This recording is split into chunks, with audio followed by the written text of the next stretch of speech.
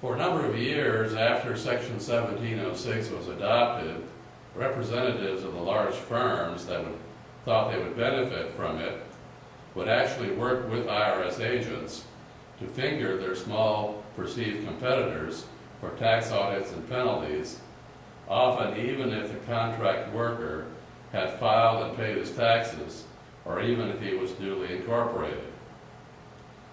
The object, as it was clear from this mode of operation, was not in fact to collect taxes that were not being paid. It was to harass the companies that might otherwise engage such workers and discourage them from doing so by creating a risk, perceived or actual, that they would be audited and penalized, often for no sound reason whatsoever.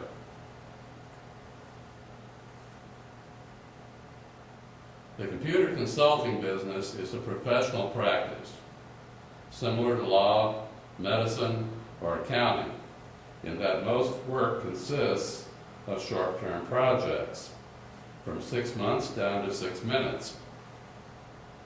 Usually 6 minutes is the smallest practical billing period. It's 1/10 of an hour. The high cost of administering a W-2 employee makes it unfeasible to do so for periods of less than 6 months. So such work only makes sense as contract work, done by professionals who typically have multiple clients, even at the same time.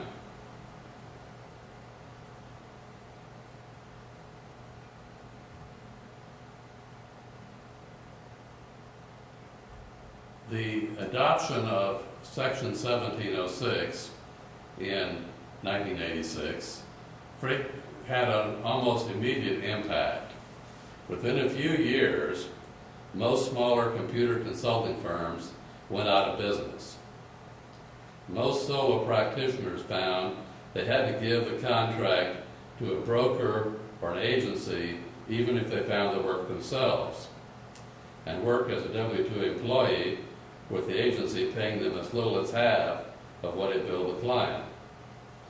Some tried incorporating, and that helped some, but not enough, because the IRS would often ignore the incorporated status of workers.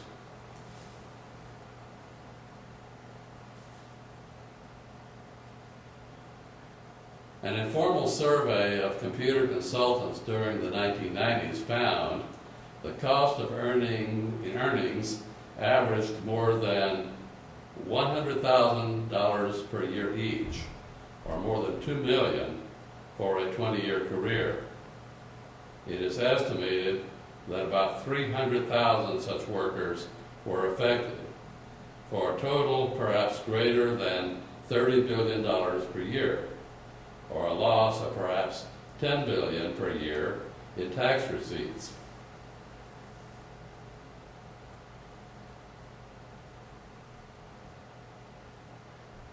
One of the effects of this, Section 1706, is that small contracts went underground.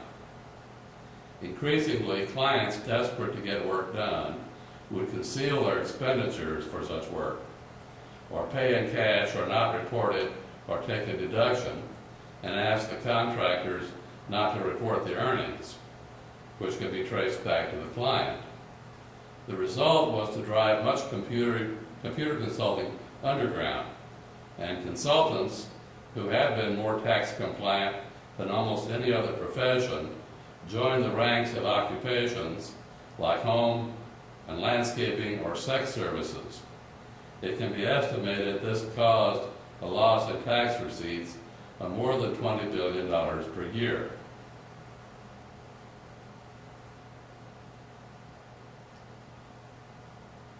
Or the work went undone.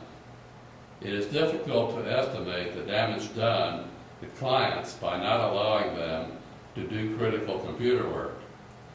But many small businesses, and some large ones, operate on the edge, and their inability to get such work done at an affordable cost has likely contributed to countless business failures during the decades since 1986. Such potential clients were never prospects for the firms behind 1706. In seeking to corner the market, they actually only succeeded in destroying the market for people who would not have brought them work anyway. All they did was poison the well.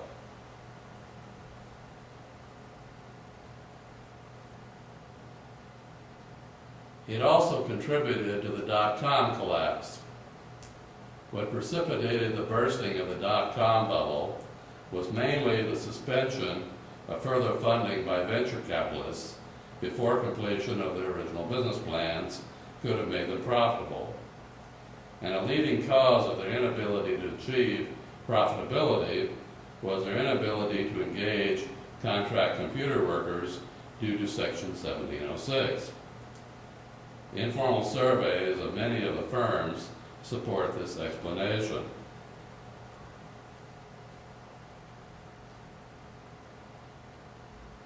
Surveys have also indicated that the increased costs, risks, and uncertainties brought by Section 1706 have greatly contributed to the inability of smaller U.S. firms to compete in world markets.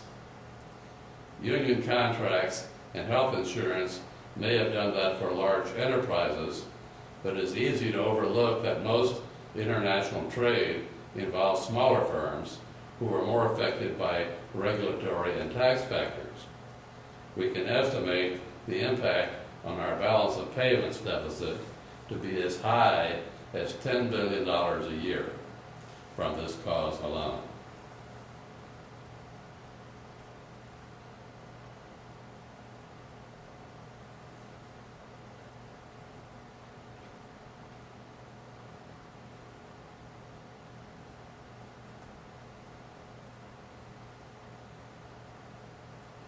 Informal surveys of executives of firms who have been offshoring jobs confirms that a leading factor in their decisions has been the risks, costs, and uncertainties introduced by Section 1706.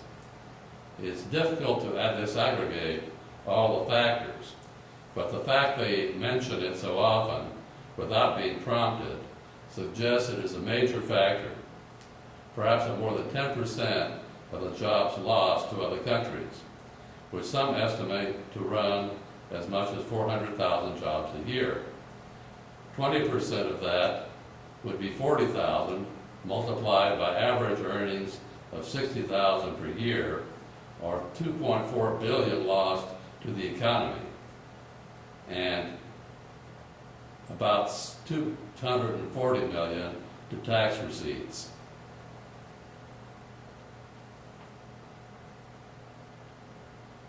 Section 1706 is not unique.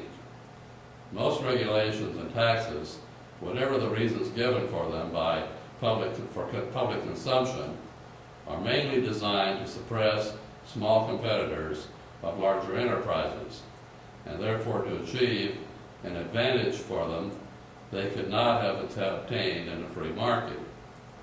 However, it is one of the easier to identify and analyze. It has not just been computer consultants who have been harmed, but all of us.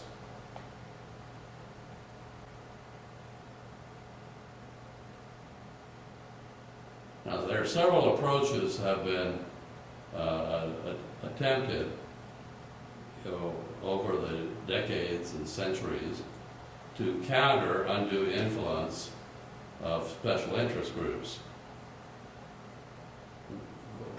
The first, embedded in our Constitution, is a separation of powers and checks and balances.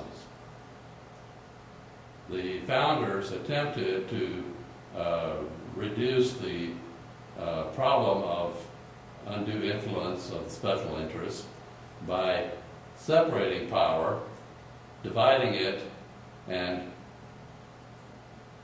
putting it in opposition to each other, in ways that they hoped would prevent too much power from being too concentrated or unbalanced.